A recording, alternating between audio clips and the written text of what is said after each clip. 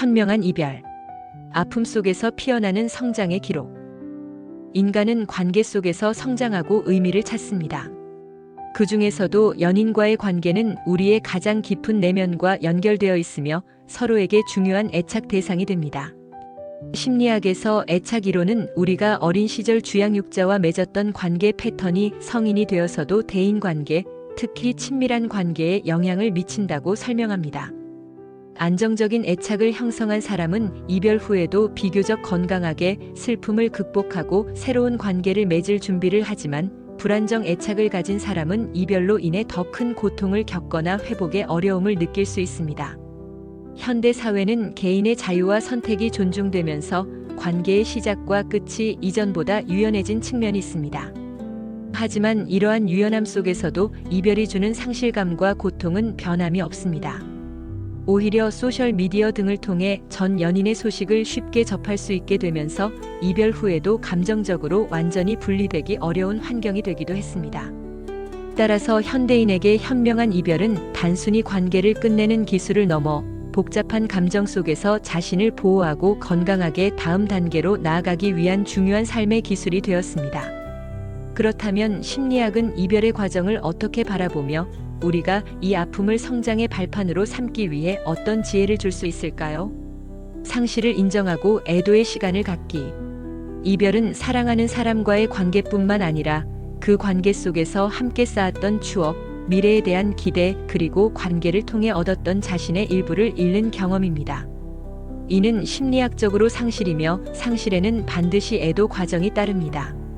심리학자 엘리자베스 퀴블러-로스는 죽음에 대한 애도 과정을 부정, 분노, 타협, 우울, 수용의 5단계로 설명했는데 이별의 애도 과정 또한 이와 유사하게 진행될 수 있습니다.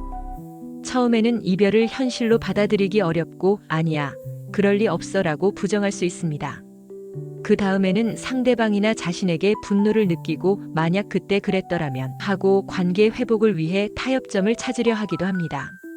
이 과정에서 깊은 슬픔과 무기력감을 느끼는 우울 단계에 접어들 수 있으며 마침내 이별을 현실로 받아들이고 새로운 삶을 준비하는 수용 단계에 이르게 됩니다. 이러한 감정의 흐름은 매우 자연스러운 것입니다. 중요한 것은 이러한 감정들을 억지로 억누르거나 외면하지 않고 솔직하게 마주하는 것입니다. 슬플 때는 충분히 슬퍼하고 화가 날 때는 건강한 방식으로 분노를 표현하세요. 예를 들어 혼자 조용히 울거나 슬픈 음악을 듣거나 감정을 글로 쓰는 것은 감정을 해소하는 데 도움이 됩니다. 친한 친구나 가족에게 솔직한 마음을 털어놓고 위로받는 것도 중요합니다. 감정을 건강하게 표현하고 해소하는 과정을 통해 우리는 비로소 이별의 아픔에서 벗어나 다음 단계로 나아갈 힘을 얻게 됩니다. 존중과 솔직함으로 마무리 대화 나누기. 이별의 순간은 감정적으로 매우 격앙될 수 있지만 가능하다면 서로에게 최소한의 상처를 남기는 방식으로 대화하는 것이 중요합니다. 이별을 통보하는 입장이라면 상대방에 대한 존중을 잃지 않으면서 이별을 결정하게 된 이유를 솔직하고 명확하게 전달해야 합니다. 이때 비난이나 책임을 전가하는 표현보다는 자신의 감정이나 상황에 초점을 맞추는 것이 훨씬 건설적입니다. 예를 들어 우리가 더 이상 서로에게 좋은 영향을 주지 못하는 것 같다는 생각이 들었어.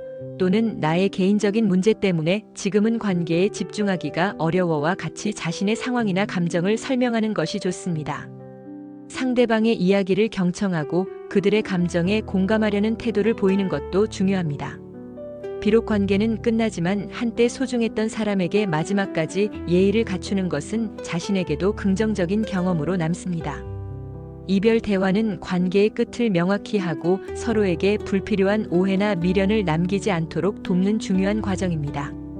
비난과 험담의 덫에서 벗어나기. 이별 후 찾아오는 분노나 배신감은 때때로 전 연인을 향한 비난이나 험담으로 이어지기 쉽습니다. 그 사람이 얼마나 나쁜 사람이었는지를 주변에 이야기하며 자신의 상처를 정당화하거나 위로받으려 하는 심리입니다.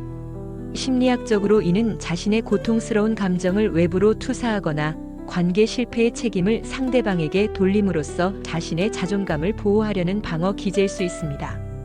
하지만 이러한 행동은 장기적으로 볼 때 자신에게 해롭습니다.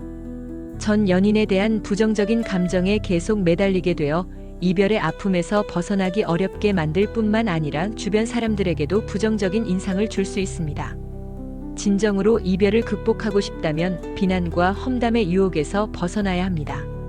상대방의 단점이나 관계의 문제점에 집중하기보다는 관계를 통해 자신이 무엇을 배우고 느꼈는지에 초점을 맞추는 것이 훨씬 생산적입니다. 과거에 얽매이지 않고 자신의 미래에 집중하는 태도가 중요합니다. 건강한 경계 설정과 거리 두기.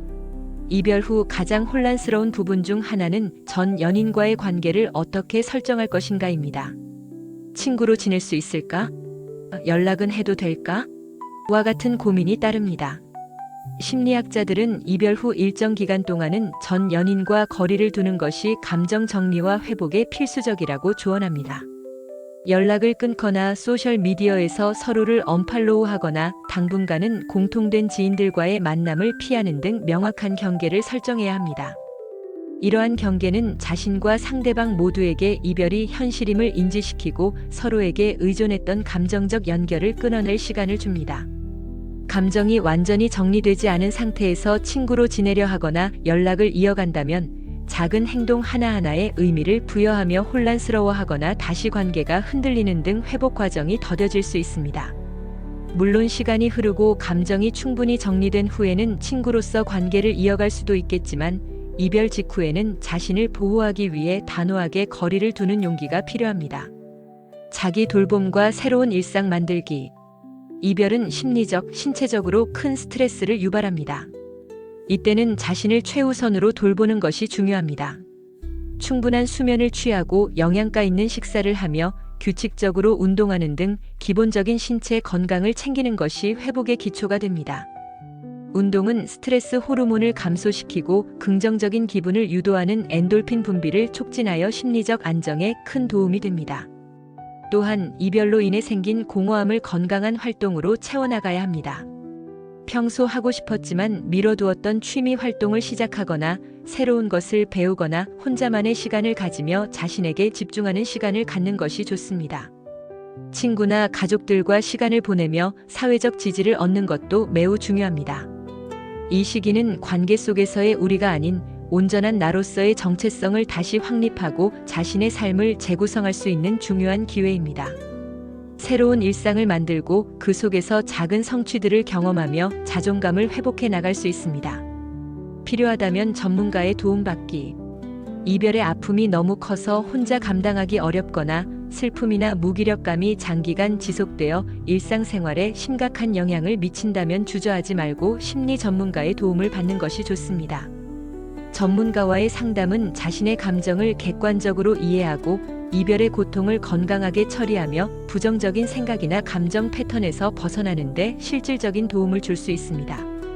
특히 이별 후 우울증, 불안장애, 수면장애, 식욕부진 등 신체적, 심리적 증상이 심하거나 극단적인 생각이 든다면 반드시 전문가의 진단과 치료를 받아야 합니다.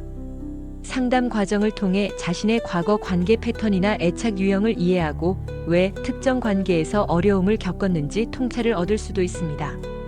이는 앞으로 더 건강하고 만족스러운 관계를 맺는데 귀중한 밑거름이 됩니다. 심리 상담은 나약함의 증거가 아니라 자신을 사랑하고 적극적으로 문제를 해결하려는 용기 있는 행동입니다. 이별을 통한 성찰과 미래 설계. 모든 관계는 우리에게 무언가를 가르쳐 줍니다. 이별은 지난 관계를 객관적으로 되돌아보고 자신과 상대방 그리고 관계 자체에 대해 깊이 성찰할 수 있는 소중한 기회입니다. 관계 속에서 자신의 어떤 점이 좋았고 아쉬웠는지, 어떤 부분에서 성장했고 어떤 부분에서 어려움을 느꼈는지 솔직하게 평가해 보세요. 상대방의 행동이나 관계의 역학에 대해서도 성찰하되 비난보다는 이해하려는 태도를 갖는 것이 중요합니다. 이러한 성찰은 자신의 강점과 약점을 파악하고 앞으로 어떤 관계를 맺고 싶은지, 어떤 사람과 함께하고 싶은지에 대한 명확한 그림을 그리는 데 도움을 줍니다. 또한 관계에서 반복되는 자신의 패턴이 있다면 이를 인지하고 개선하려는 노력을 할 수 있습니다. 이별은 끝이 아니라 과거의 경험을 발판 삼아 더 나은 미래를 설계하고 자신이라는 사람을 더욱 깊이 있게 만들어가는 과정입니다. 아픔 속에서도 배움을 찾고 그 배움을 통해 한 뼘 더 성장하는 것, 이것이 바로 현명한 이별이 우리에게 주는 가장 큰 선물일 것입니다. 이별은 분명 아프고 힘든 시간입니다. 하지만 이 시간을 어떻게 보내느냐에 따라 우리는 더 강하고 지혜로운 사람으로 거듭날 수 있습니다. 자신의 감정을 솔직하게 마주하고 관계를 존중하며 마무리하고 자신을 돌보는데 집중하며 이별을 통해 배우고 성장하려는 마음가짐이 중요합니다. 이별의 과정을 건강하게 헤쳐나가시는데 작은 위로와 지침이 되기를 진심으로 바랍니다.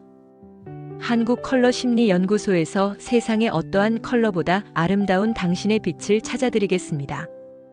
한국컬러심리연구소는 컬러테라피 전문 교육기관으로 컬러심리 상담사 1급, 컬러심리 상담 전문가 1급, 그림책 컬러 상담사 1급, 컬러학습 코칭 지도사 1급, 컬러 진로 코칭 지도사 1급, 컬러테라피 강사 과정 등의 자격증 교육과 컬러심리 상담, 기업 연수, 기업 강의, 힐링 강의, 체험 행사 등을 진행하고 있습니다. 한국컬러심리연구소에서 세상의 어떠한 컬러보다 아름다운 당신의 빛을 찾아드리겠습니다.